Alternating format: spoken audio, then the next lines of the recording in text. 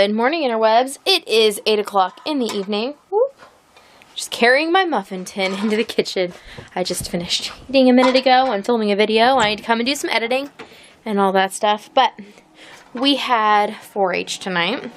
That was basically the only, really productive thing, or really anything that I've got accomplished today, was going to the 4-H meeting. So that was good. Got my volunteers all set up for horse parade. Now I just need to cook some more of the food. Steve cleaned up some more of the kitchen and the fridge today so that I can have room to put the stuff when I cook it. So tonight my plan is to cook 20 pounds of the hamburger, and then I think tomorrow I'll cook the roasts. But I had to go and get my thumb drive and then walk around turning off lights because, goodness, children leaving lights on everywhere. They must get it from their father. They do, actually. I always joke that I can tell when Steve's home, like, especially if he's home for multiple days in a row, because I just walk around turning lights off because he turns on every light he passes. Anyways, I'm going to sit here, edit some videos. Like I said, I'll make the hamburger tonight. Maybe work on my sweater a little. I would like to finish the sleeves. And then Peach will just pick me a new project, so that's something else to work on. And other than that, I have had a headache today. Don't know why. I have been drinking coffee, and I finally gave in and took some Motrin to help with that because it was not going away, and it was starting to, like, hurt behind my, the headaches where it feels like there's strings on the back of your eyelids and someone's, like, pulling on them very, very slowly. Yeah, it was one of those headaches, and I just, drives me crazy. So, took some Motrin. Hopefully that's doing its job between that and just having eaten dinner. Hoping I'll perk up here in a bit. And, yeah, we're about to kind of go into our night routine, and then we'll just keep rolling along. Tomorrow, I have acupuncture. Yay. I'm really hoping it helps. I'm feeling a lot better emotionally, like more stable today, but I'm just exhausted. Quite possibly from the instability I've been feeling the last week. That just really wears a person out. So, this worn out person's gonna go and do some things, and then I'll check in a while. So, I am making a ton of progress on my fall sweater, though ultimately the sweater might turn out a little different than I originally planned based on the amount of yarn I have. But I realized that I made something yesterday that I wanted to show you if I can find them. They're there. So, I needed more stitch markers, or like progress keepers, or I like to make my my crochet stitch markers with the like little earring backs. And so I went into my beading supplies, of which I have a lot. You think I have a lot of yarn stash?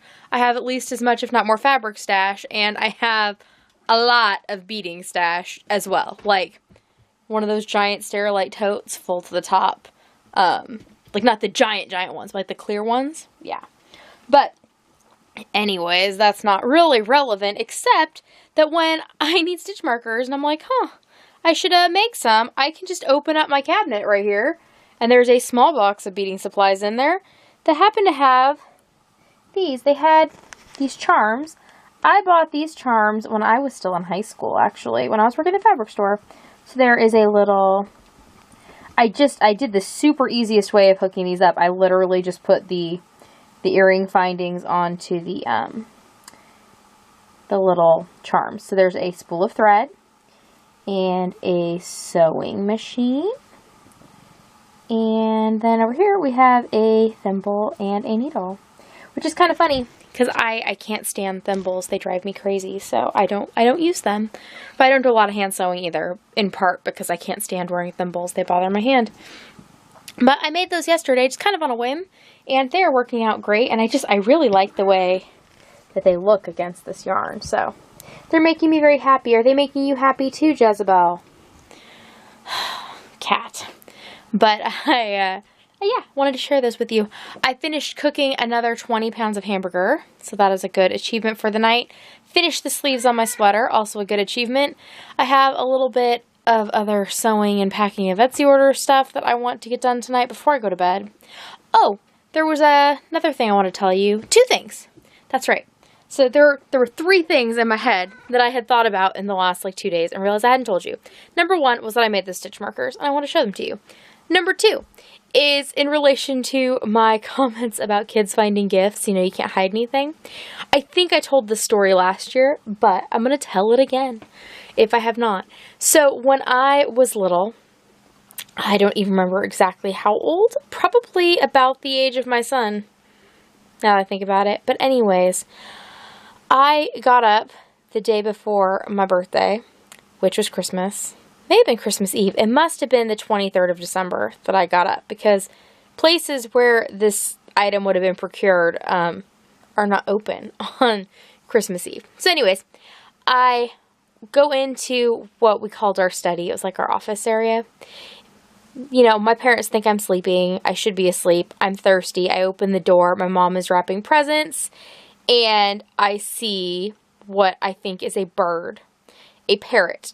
And I, you know, say I'm thirsty. She helps me get water, whatever, shuffles me back to bed, not mentioning the bird I just saw. So I wake up the next morning and tell my family, I'm getting a parrot. I saw a parrot, blah, blah, blah. And they all convinced me that I am crazy, that I did not see a parrot. There is no parrot. There is nothing. And then for Christmas, I got 2 parakeets. So, you know, I was close. And I did see it.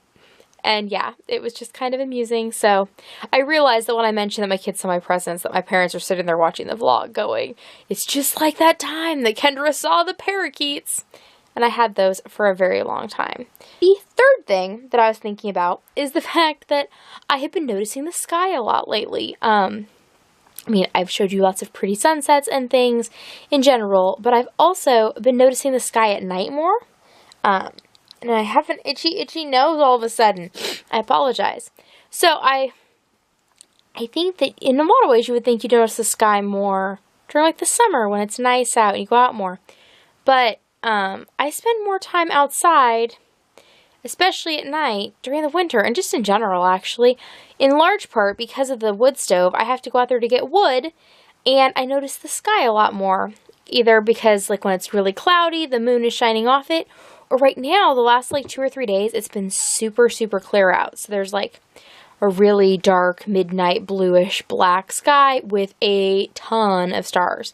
We can see a lot of stars here because, you know, there's not a whole lot of light pollution. I mean, there's some, like we have the mercury light in our yard, but even that, there's not a lot of other houses immediately around ours. The thing I found most interesting lately, like for the last week or so, is that when you look at the sky, you can really see like the curvature. Like it looks really, and not just like the curve, it looks very like round. Like I'm very aware that I am on a sphere. I don't know why. And I mentioned it to Steve and he said he knew what I meant. The sky has just been very like roundy. More roundy than usual. And I don't know why. But it has been very pretty. And I noticed again tonight because I had to go out and dump the water and fat and stuff from the hamburger outside. So, you know, I'm going to have a very happy puppy when he finds that tomorrow. But I, yeah, had to go dump that. Got all the hamburger dealt with. And now I've just got a few more things to do. And then I can head to bed. But I will say goodnight to you now so I do not forget. And I will see you tomorrow. Nighty night.